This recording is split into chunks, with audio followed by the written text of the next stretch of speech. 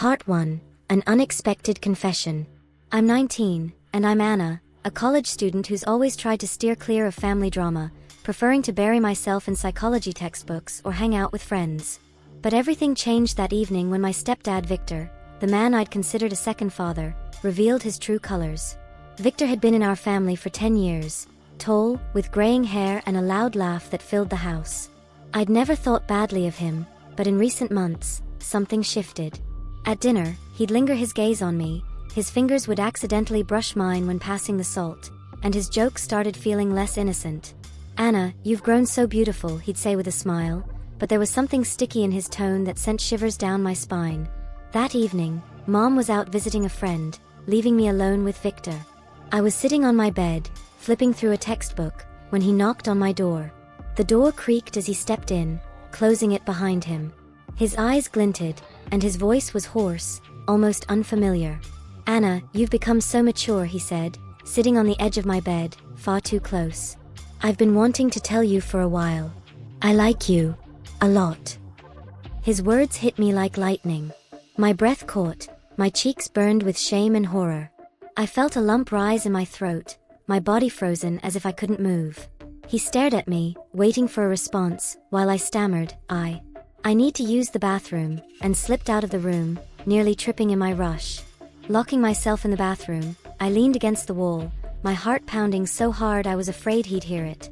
His words echoed in my mind, and I couldn't believe that the man who taught me how to play chess and brought me chocolate bars could say something like that. That night, I didn't sleep, clutching my pillow and wondering, should I tell Mom, or was this all just in my head? Part 2. Secrets Unraveled. The next day, I tried to act like nothing had happened, but it was impossible. Victor became even more persistent. He started sending me messages while I was at classes. "You're so beautiful, Anna. We need to talk alone, you know what I mean." Each notification made my heart clench, my hands turned cold, and I deleted them as if that could erase his words from my memory. I felt trapped, like the walls of our house were closing in on me. In desperation, I confided in my best friend Masha, while we sipped coffee in her room. "This isn't normal, Anna," she exclaimed, her eyes wide with horror. "He's your stepdad. You have to tell your mom." But I was terrified. What if Mom didn't believe me? What if this destroyed her marriage, and she ended up hating me? A few days later, I was home alone and decided to look for answers. I remembered that Victor had an old phone in his study that he hadn't used in years. With trembling hands, I turned it on, and the screen lit up. There was a conversation with some woman, and I started reading, feeling the blood drain from my face. He wrote her the same things he'd said to me. "You're so special, I can't stop thinking about you." But it got worse. He mentioned me. "Anna will grow up soon, I'm waiting for that moment." My body shook, tears streamed down my face, and I dropped the phone as if it had burned me. This wasn't a fleeting impulse, it was a plan he'd been nurturing for years while I grew up, trusting him. I felt a mix of rage, disgust, and pain, like someone had ripped a piece of my heart out. I knew I needed more proof for Mom to believe me, so I copied the messages, even though each word cut me like a knife. Part 3. A Family Torn Apart. I waited for the right moment to talk to Mom, but every time I tried, fear held me back, wrapping around my chest like a vice. I'd start to speak, then stop, my throat tightening with panic. Finally, on Saturday morning, when Victor was out on errands, I found the courage. Mom was in the kitchen, sipping coffee, the sunlight streaming through the window and casting soft shadows on her face. I sat across from her, my hands shaking so badly I could barely hold the phone. "Mom, I need to show you something," I said, my voice barely above a whisper. I handed her the phone, my fingers trembling as I opened the messages. "Look at what I found."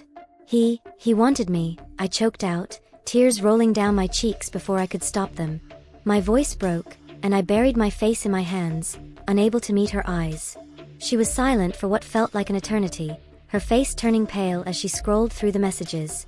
Then, a sob escaped her lips, and she dropped the phone on the table with a clatter. She reached for me, pulling me into a tight hug, her body shaking against mine. "I should have noticed," she whispered, her voice cracking with guilt. "I'm so sorry I didn't protect you, my girl. I failed you." Her tears soaked my shoulder, mixing with mine, and for a moment, I felt a flicker of relief. She believed me. But the weight of what came next loomed over us like a storm cloud. We sat there for a long time, holding each other, the kitchen silent except for our quiet sobs and the ticking of the clock on the wall. That evening, when Victor returned, the air in the house felt heavy, charged with tension. Mom waited until he walked into the living room, his briefcase still in hand, and then she exploded. "How could you?" she screamed, her voice raw with pain, her hands clenched into fists. "She's my daughter, Victor. My daughter."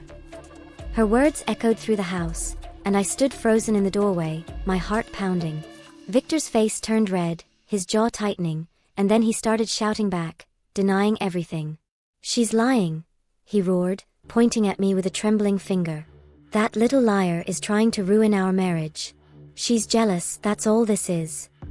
His words sliced through me like a blade, each one cutting deeper than the last. I felt the ground slip from under me, my chest tightening with betrayal. I looked at him, at the man who'd once been part of our family, who'd helped me with my homework and cheered at my school plays, and saw a stranger, a monster hiding behind a familiar face. Mom took my side, her voice firm despite the tears streaming down her face, but I could see how much it hurt her. She loved him, and his betrayal shattered her heart into pieces. Victor grabbed his jacket, his movements jerky with anger, and stormed out, slamming the door so hard the windows rattled and a picture frame fell off the wall, shattering on the floor. Mom collapsed onto the couch, her shoulders shaking with sobs, and I sat beside her, feeling helpless.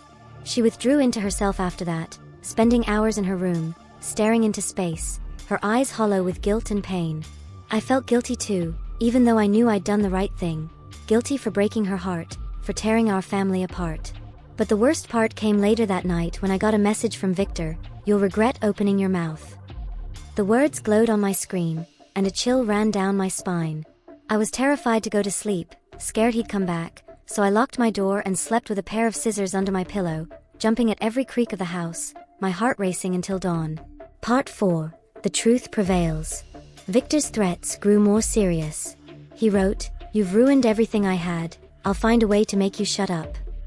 Each message felt like a punch, and fear gripped me. But I decided I wouldn't let him break me. With Masha's help, I reached out to my Aunt Lena, who worked at the local newspaper. We met at a cafe, and I told her everything, asking her to keep my name out of it. My hands shook as I spoke, but I felt this was my only chance. A week later, an article came out titled "A Man Who Manipulated a Family, One Victim's Story." Though Victor's name wasn't mentioned, he knew it was about him.